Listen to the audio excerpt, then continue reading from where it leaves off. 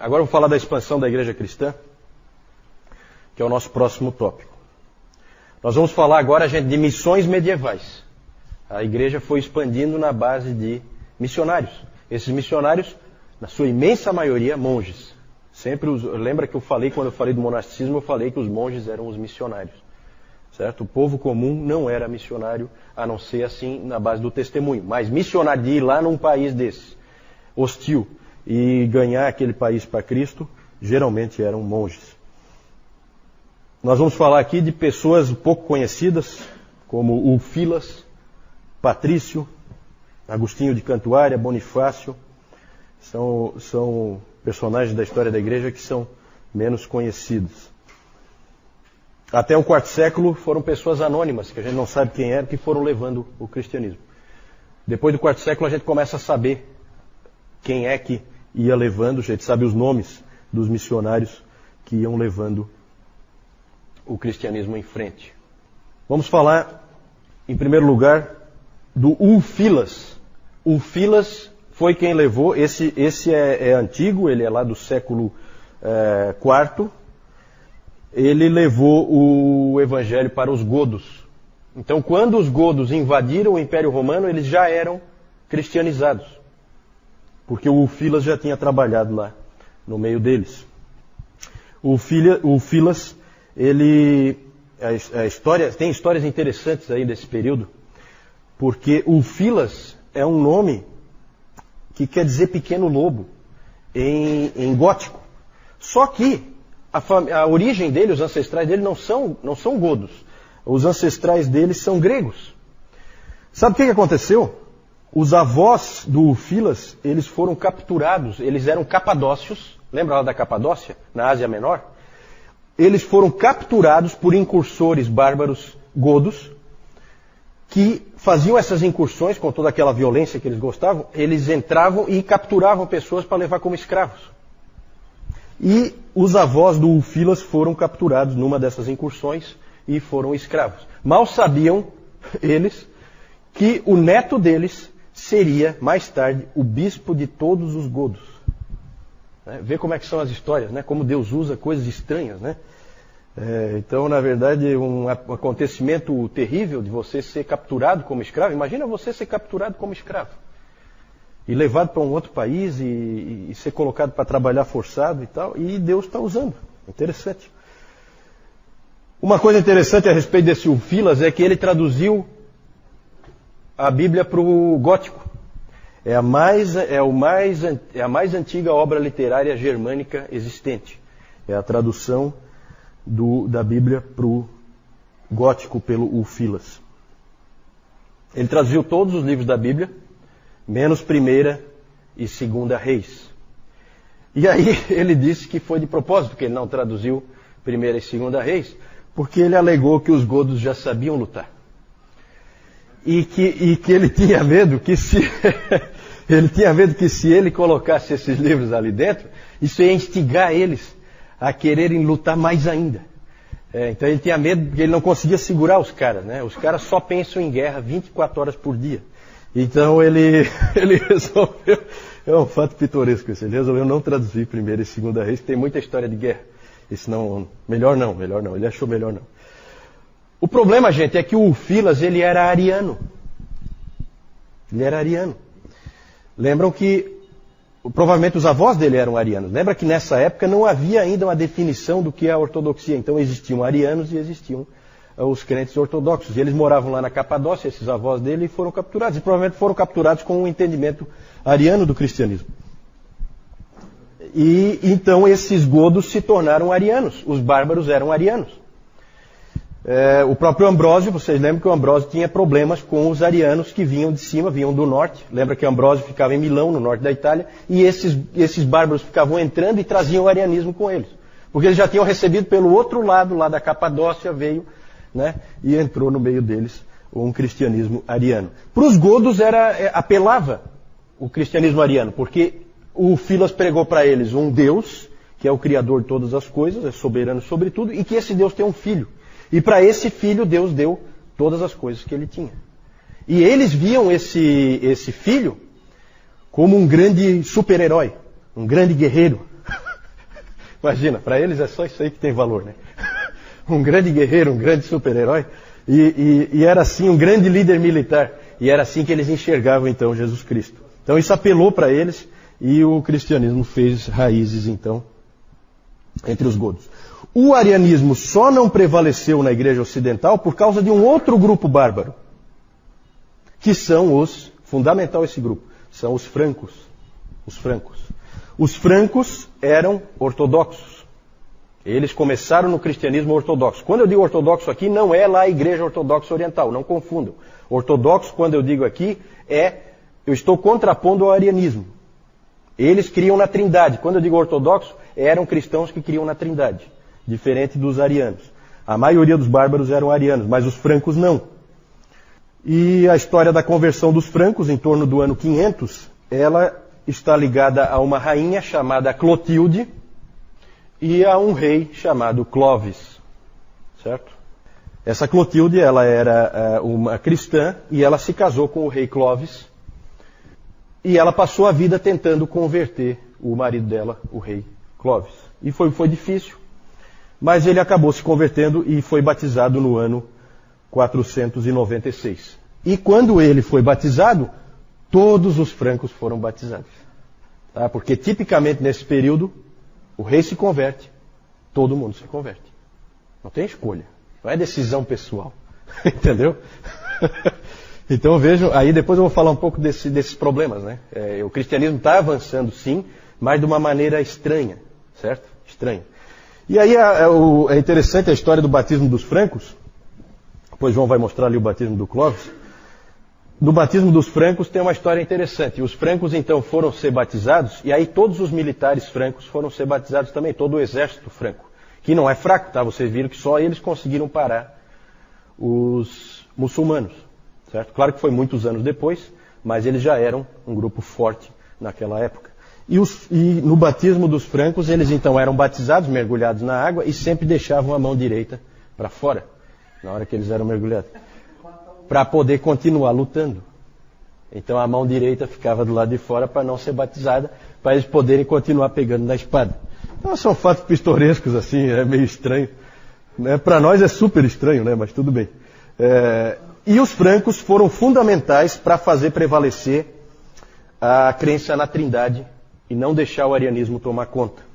Vejam como esses francos já foram úteis 2 vezes agora, hein? Eles já defenderam o cristianismo dos muçulmanos, Deus está usando. E também defenderam a teologia, defenderam contra o arianismo, que teria prevalecido fatalmente se os outros bárbaros tivessem prevalecido. É claro que a conversão dos outros bárbaros do arianismo para a ortodoxia, para a crença na Trindade, é evidente que na maioria das vezes, pela força. Esse é um período, vocês vão ver coisas interessantes aí. Depois eu vou falar do Olaf, vocês vão gostar muito do Olaf. E por isso que ali eu coloquei antes, o João mostrou, o Carlos Magno com o Videquindo na frente dele. Foi porque o Carlos Magno conquistou a Saxônia, que é lá no norte, hoje é norte da Alemanha, né? Saxônia, fica ali perto da Dinamarca. Ele conquistou os saxões. Então eles iam conquistando e com isso já obrigava a batizar. Você vai batizar aqui. Obrigava os caras a se batizarem e eles então passavam a ser ortodoxos. Era assim que funcionava. Havia 4 grandes centros, nós estamos falando de missões medievais. Havia 4 grandes centros missionários. 4. Vamos lá, alguém chuta um. Um grande centro missionário que enviava missionários. Roma. Será que Roma é um deles? Com certeza. Roma é um deles. E aí, fundamental, é aquele Papa que nós vimos antes, o Papa Gregório I, porque ele era o estrategista de missões. E ele era o Papa, ele era quem mandava, então ele dizia, Moisés, é você. Você vai lá para o caixa-prego lá, que tem uma turma lá que é para você evangelizar. E o cara vai fazer o quê, né? É obrigado aí. E esse sujeito, e o principal missionário que ele mandou é o Agostinho de Cantuária, que foi evangelizar os anglo-saxões. Alguém sabe onde estavam os anglo-saxões? Na Inglaterra, exatamente. O João não vale, o João não pode responder. Eles estavam na Inglaterra. Então, eu quero só chamar a atenção de uma coisa. Inglaterra, aqui só para a gente se posicionar, para a gente não ficar confuso. Inglaterra onde é a Inglaterra hoje, era Império Romano. Pelo menos toda a parte sul foi Império Romano. Os romanos conquistaram ali. E, portanto, já existia a igreja lá. Certo? Só que o problema é que quando Roma caiu, aquilo tudo ficou desguarnecido. E aí, bárbaros do continente, e por isso que o nome deles é anglo-saxões, porque eles vêm lá da Saxônia, eles vêm lá do norte da Alemanha, eles entram e ocupam com a sua força, ocupam aquela região, já que os romanos agora não protegem mais aquela região. E aí os bretões que viviam lá, eles são empurrados para outras regiões, mais ao norte, e para Gales, país de Gales, eles vão sendo empurrados, certo? Pelos anglo-saxões que vão ocupando aquele espaço ali, vão tomando as cidades. Então os bretões já eram cristãos e odiavam os anglo-saxões. Como eles odiavam os anglo-saxões, eles não fizeram nada para evangelizar os anglo-saxões. Quem acabou fazendo alguma coisa foi Roma, através do Gregório. Gregório pegou esse sujeito, Agostinho de Cantuária, e mandou ele para lá. E ele não queria ir de jeito nenhum, certo? Ele não queria ir. Não... Ele era um prior. O que é um prior? É um superior num mosteiro. Em Roma. Ele vivia no centro da civilização. E agora mandavam ele ir lá para o meio dos malucos, lá, daquele monte de bárbaro. Não é uma tarefa muito agradável. E realmente o trajeto que ele fez, quem estudou aí o trajeto dele, diz que ele ia dando volta e não chegava nunca. Sabe quando fica enrolando assim? E é interessante as cartas que Gregório, o Papa, trocava com esse Agostinho. Eles trocavam cartas. E o Gregório ficava incentivando ele. Não, vai que é importante, você precisa ir e tal. E ele meio que relutando. É bem interessante como o Gregório incentivou esse Agostinho aí, não deixou ele desistir. Ele quis desistir muitas vezes. Muitas coisas interessantes aconteceram, mas o mais importante é que o rei Etelberto de Kent acabou se convertendo ao cristianismo. Kent é uma região lá na Inglaterra. E ali começou então, é aquela coisa, o rei se converte todo mundo.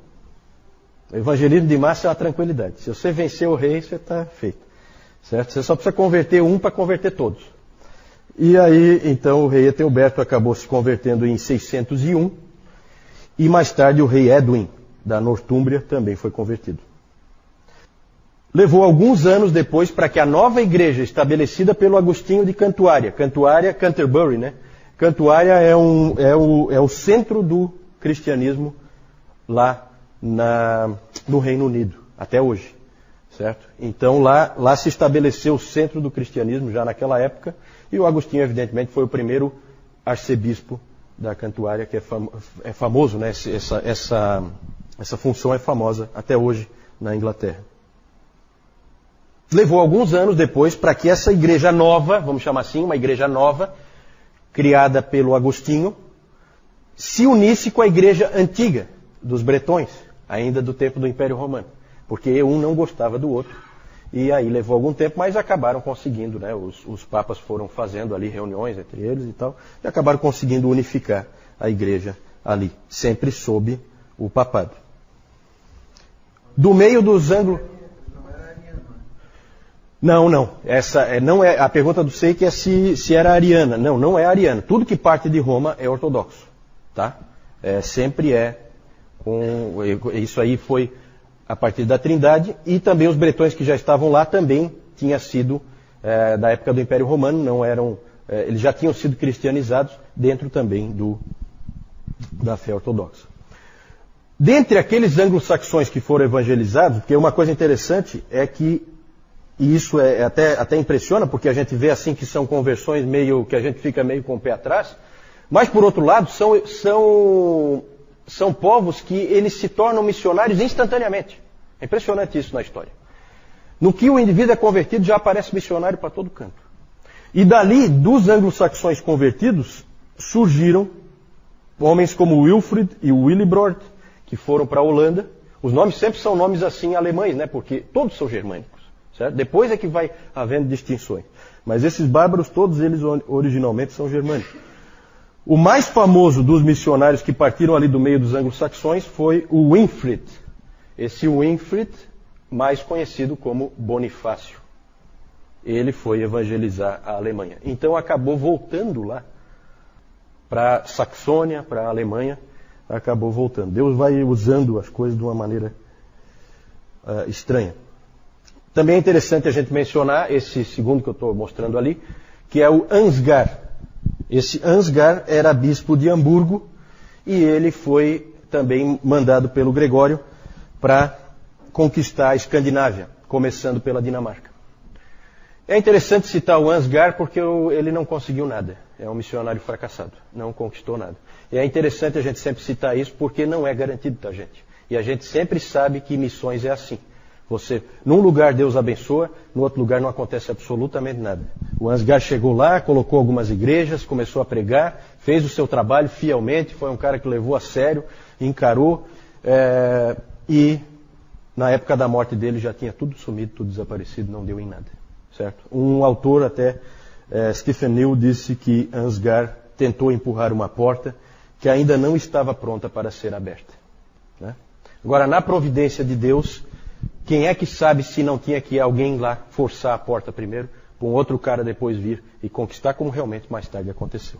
Certo? Mas é interessante a gente sempre ser realista. Né? Não, vamos mandar um missionário aqui e Deus vai abençoar. Opa! Né? Não é você que diz para Deus que Ele vai abençoar. É Ele que diz se Ele vai abençoar ou não. Você faz o teu trabalho. Né? Então é interessante a gente citar o Ansgar. Outro centro missionário. Esse agora é difícil vocês adivinharem. Esse é totalmente inesperado. Irlanda. Por essa ninguém esperava. Aliás, ninguém mesmo. Ninguém naquele tempo esperava que a Irlanda fosse ser um centro missionário. A Irlanda é assim, ó, gente. No ponto extremo da Europa, havia uma grande ilha.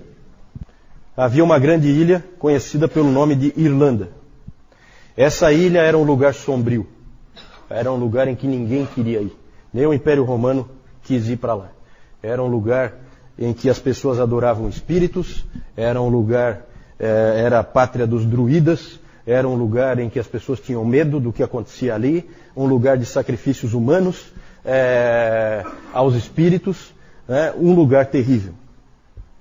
Ninguém esperava que Síria seria um centro missionário. Né? Por essa realmente ninguém esperava. Em cerca de um século a Irlanda saiu dessa condição de um paganismo absurdo para a condição de salvadora da civilização.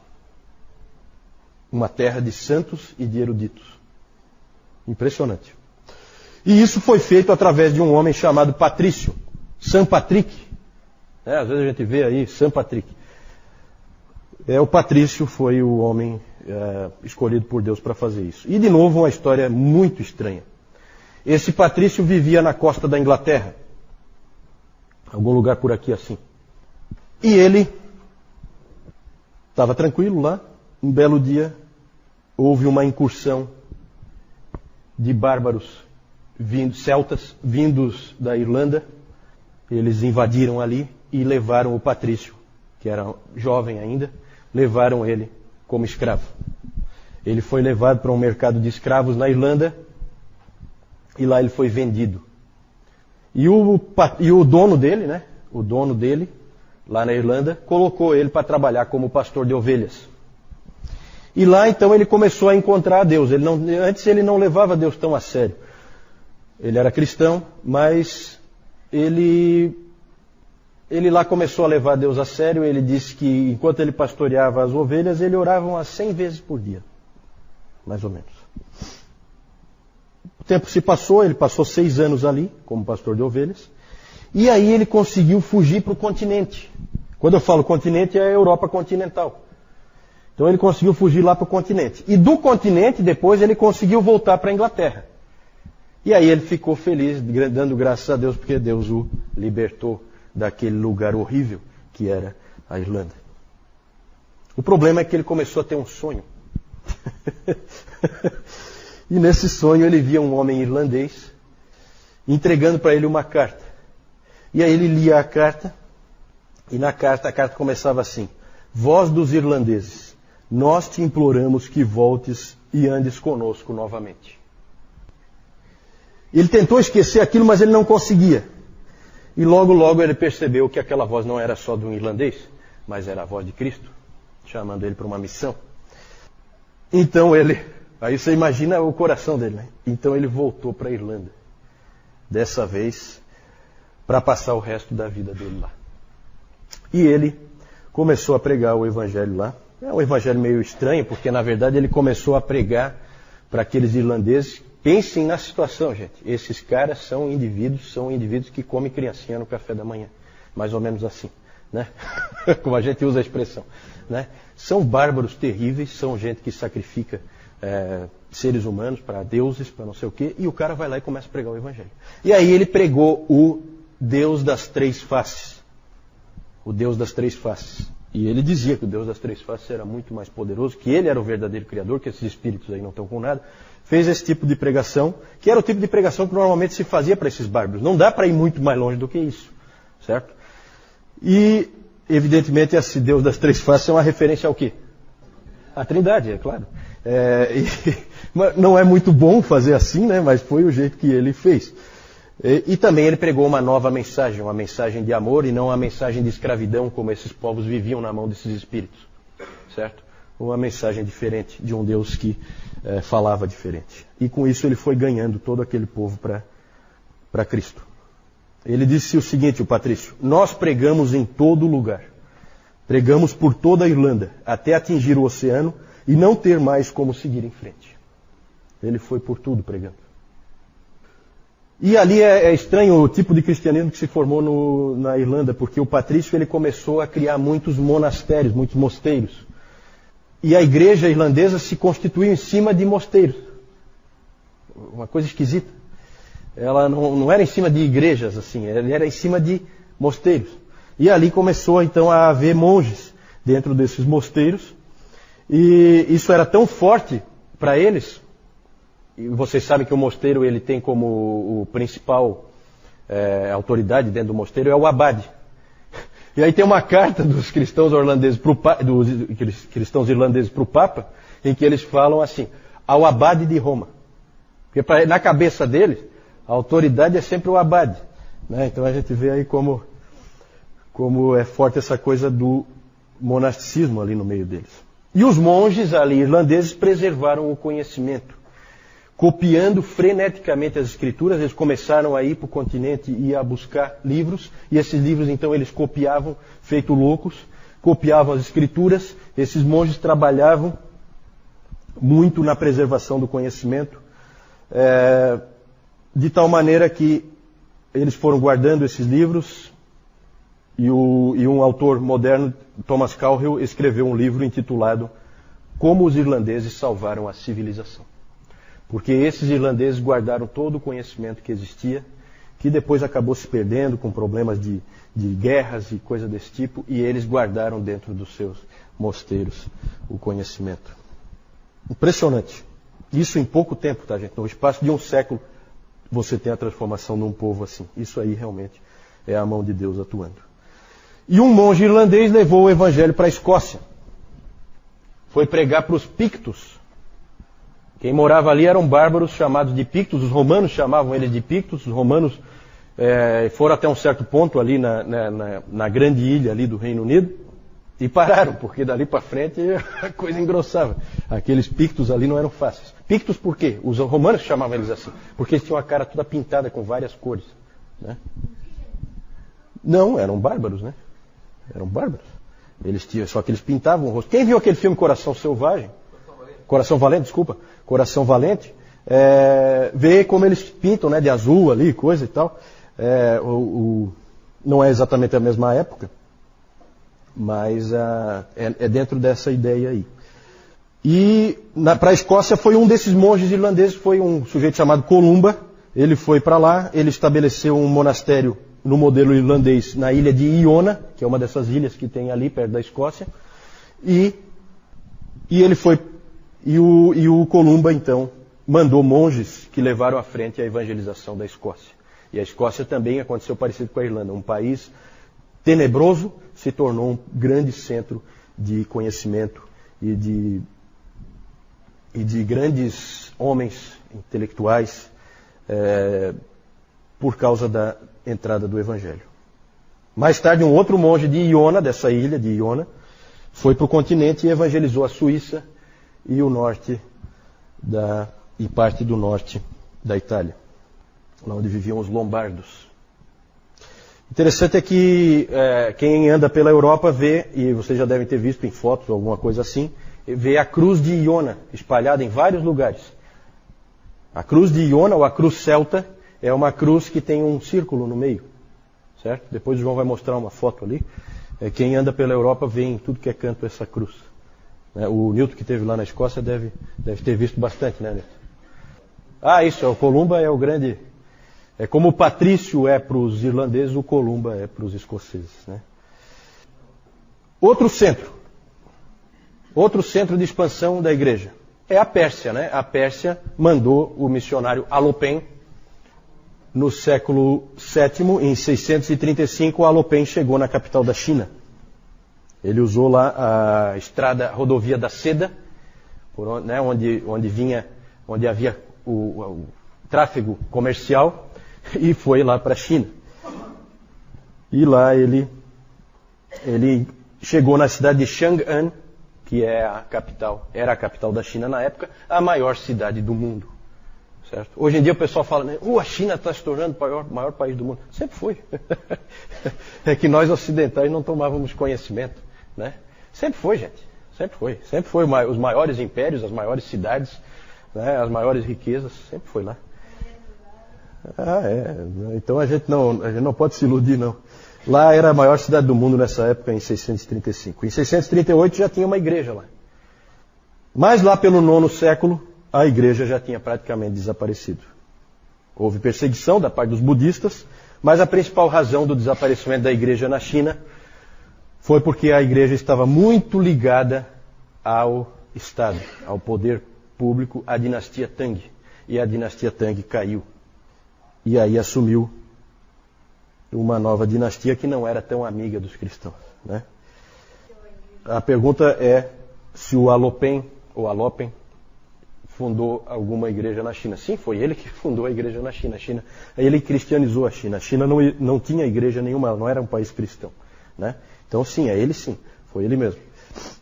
O problema é que mais tarde nós temos um escrito de um monge nestoriano que em 987, em Bagdá, ele escreveu o seguinte: não há mais um único cristão na China. Então, apareceu, ganhou força e desapareceu. Ficou muito dependente do Estado. Isso é sempre um problema, é sempre um perigo. Às vezes Deus usa isso, mas outras vezes isso aí é um problema. Outro grande centro, como não podia deixar de ser, Constantinopla. O imperador é que mais ou menos coordenava a expansão da igreja a partir de Constantinopla. Esses dois aí, o Cirilo e o Metódio, eram também monges, foram enviados para Morávia. Morávia é a atual região ali da Áustria, República Tcheca, principalmente Áustria, né? Aquela região ali era a Morávia. República Tcheca já é a Boêmia, né? Já é um pouco diferente. O Cirilo e o Metódio foram enviados pelo imperador em 862 para Morávia. Lá eles traduziram a Bíblia para o eslovênio. É interessante como a estratégia da Igreja Oriental já era diferente da estratégia da Igreja Católica. Na Igreja Católica, nesse período, no final desse período de 500 anos que nós estamos vendo, a estratégia normalmente da Igreja Católica é levar o latim com ela. E obrigar os caras a aprender o latim, para conhecer a Bíblia. E é claro que os caras não aprendiam latim coisa nenhuma, esses bárbaros não estão a fim de aprender a língua de ninguém. E por isso a Bíblia ficou presa, como se usa a expressão. A palavra de Deus ficou presa dentro da Vulgata Latina, porque ela não chegou ao povo. Isso vai ser um problema mais tarde, e aí na época da Reforma vai ter todo esse trabalho de pôr a Bíblia de volta na mão do povo. Mas vejam que a Igreja Oriental ela se posiciona de uma maneira diferente. Os missionários iam para lá e já traduziam a Bíblia, sem problema nenhum. Foi traduzido para o eslovênio, pelo Cirilo e pelo Metódio, a Bíblia lá na Morávia. E o mais importante, a grande conquista da Igreja de Constantinopla foi conquistar a Rússia e a Ucrânia para o cristianismo. Essa foi a grande conquista da ortodoxia oriental. E aí tem uma história interessante, né? Porque o que se diz é que o príncipe Vladimir da Rússia em 988, ele achou que o povo dele, os súditos dele, precisavam de uma nova religião. Então ele lá na cidade de Kiev, ele determinou a cristianização de todos os povos que estavam sob ele. Isso ele fez a partir de uma análise, ele mandou emissários pelo mundo para analisarem as religiões que havia. E o islamismo ele descartou de cara. Ele chegou a considerar o catolicismo romano, mas quando vieram os emissários que tinham ido para Constantinopla e vieram de volta para ele e disseram para ele que quando eles entraram em Ágia Sofia, eles já não sabiam mais se eles estavam no céu ou na terra. E aí eles falaram para ele da liturgia, de como era o culto, da beleza das coisas, e aquilo agradou o Vladimir. E aí o Vladimir bateu o martelo, essa aí é a nossa religião. Conversão, né? Claro que não foi só isso, evidentemente Constantinopla também já tinha enviado missionários lá para dentro, né? Eles tinham conhecimento de que existia esse cristianismo ortodoxo ali. Gente, vejam que isso aí, a Rússia e a Ucrânia já é no século X, né? Já no finalzinho desse nosso período, que eles são ganhos para o cristianismo. Vamos fazer uma avaliação dessa expansão na Idade Média. É claro que eu não preciso, é quase desnecessário eu dizer para vocês que é um cristianismo assim meio incipiente, meio sem qualidade, né? Todo mundo era batizado e tal, mas não sabia nem direito para quê. Muitos se converteram forçados, porque não tinham opção, eram obrigados, o rei se converteu, então eles têm que se converter, não tem opção, não pode escolher diferente. Até um fato pitoresco, que a ilha de Orkney, hoje ela pertence à Escócia, mas ela era originalmente da Noruega. E o rei Olaf da Noruega, isso mais tarde, ele havia se tornado cristão, rei Olaf da Noruega. E ele mandou uma carta para o conde de Orkney, aquela ilha, dizendo o seguinte: eu quero que você e todos os seus súditos sejam batizados. Se você se recusar, será morto no mesmo instante. E eu juro que vou trucidar cada uma das suas ilhas com fogo e aço. Esse era o método evangelístico, a mensagem evangelística do Olaf. Eu acho que era arminiano. Então a mensagem evangelística do Olaf era essa mensagem bonita, né? Extremamente eficaz, né? Conversão em massa e instantânea, certo? E é claro que vocês percebem, só por esse exemplo aí, que é bem pitoresco, vocês percebem que haveria muito trabalho pela frente, certo? Mas Deus está usando, gente. Não se esqueçam que esses lugares que estão sendo ganhos, ali vai nascer, no meio onde estão os francos, vai nascer João Calvino. Lá onde estão os anglo-saxões, vão nascer todos os puritanos. Lá na Alemanha vai nascer Martinho Lutero. No meio dos lombardos vão nascer gente como Savonarola. Então, gente, Deus está preparando o caminho. A hora que tiver tudo preparado, Ele põe a Bíblia dele na mão das pessoas realmente, com o livre exame das Escrituras, e aí a coisa vai ser diferente, né? Agora, várias gerações aí realmente são gerações assim que a gente não sabe o que Deus vai fazer com elas. É claro que não é todo mundo que é soldado, não é todo mundo que é sanguinário, evidentemente que sempre ali no meio tem pessoas que têm uma fé genuína, às vezes muito assim, sem muitos elementos, mas a gente sabe que cada um deve andar de acordo com a luz que tem. E eu tenho certeza que tem gente que assume a postura radical de que em 1000 anos ninguém foi salvo. Isso aí eu acho que é um pouquinho temerário você fazer, né? Eu acho que Deus está trabalhando aqui. É estranho o que acontece, mas, né? Pode ter sido o Olaf, não sei. Muitos também se converteram porque percebiam que com isso levavam vantagens, como também aconteceu lá na época do Constantino. Outros se converteram por causa daquilo que é chamado de encontro de poder. Veja essa expressão, encontro de poder. O que significa isso? É uma comparação entre deuses.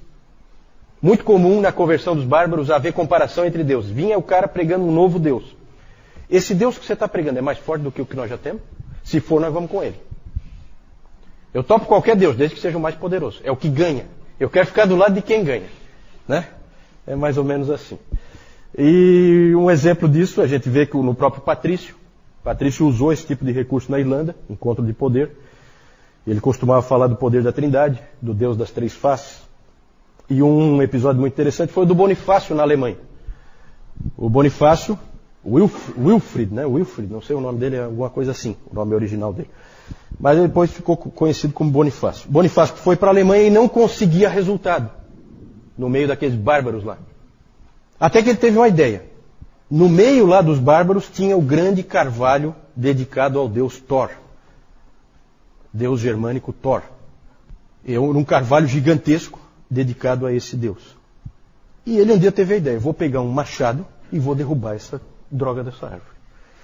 Olha o evangelismo. Pegou o machado e foi com o machado. E ele, sozinho, foi lá e começou a cortar o carvalho. As pessoas ficaram todas assustadas, olhando aquilo e imaginando que dali a pouco ele ia ser fuzilado, destruído pelo deus Thor. E ele foi cortando, a árvore caiu e nada aconteceu. E eles todos então se converteram ao Deus do Bonifácio.